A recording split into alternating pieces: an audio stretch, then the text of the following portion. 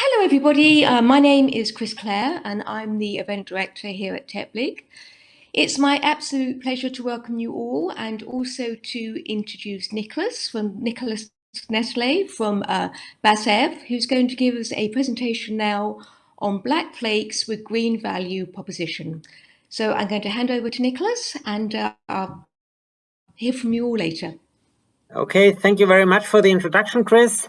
Yes, I want to share some thoughts with you about graphene polymer composites in sustainability, which might be a far cry from the hype days where we have seen such pictures like with a cat in a graphene molecular hammock.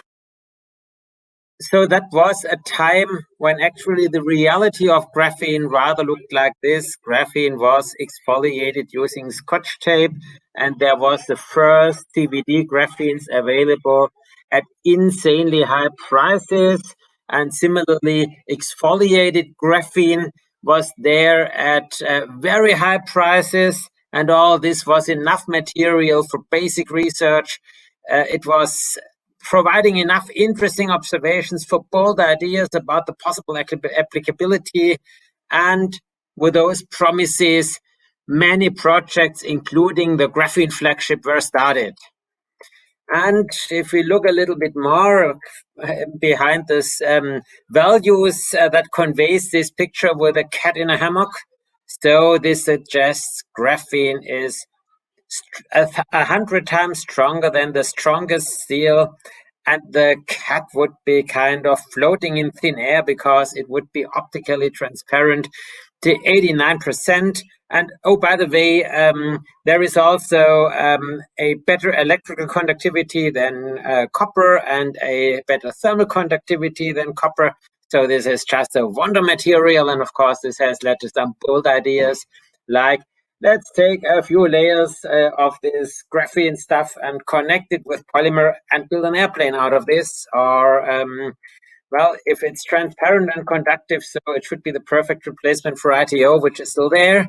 Or this thermal conductivity, of course, could be a game changer in thermal management.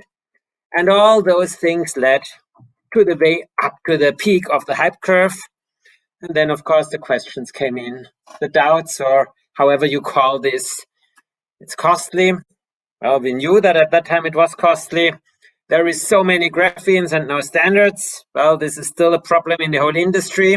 Some of the studies were made with incomplete understanding and or inappropriate benchmarks. And of course, especially in Europe, we are concerned about safety. So is this all the safe material?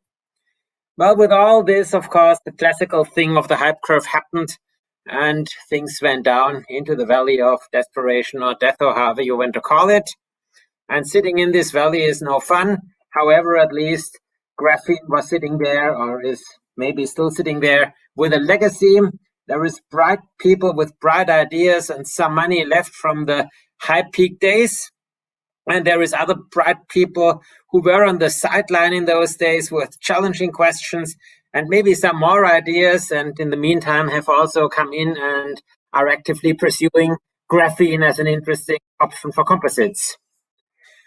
Well, if we look at the bibliometrics, we can see this hype is turning into something sustainable.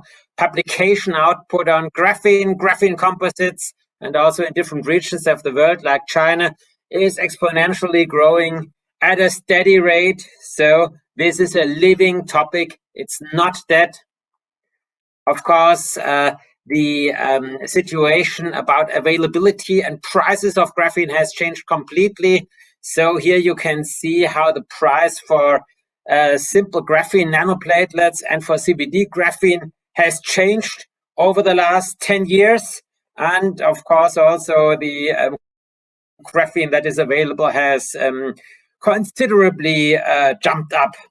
So, of course, those progresses in manufacturing of graphene come from combined economies of scale and process improvements. And those process improvements are also crucial for resource and waste footprint. Of course, the large quantity of material which we are talking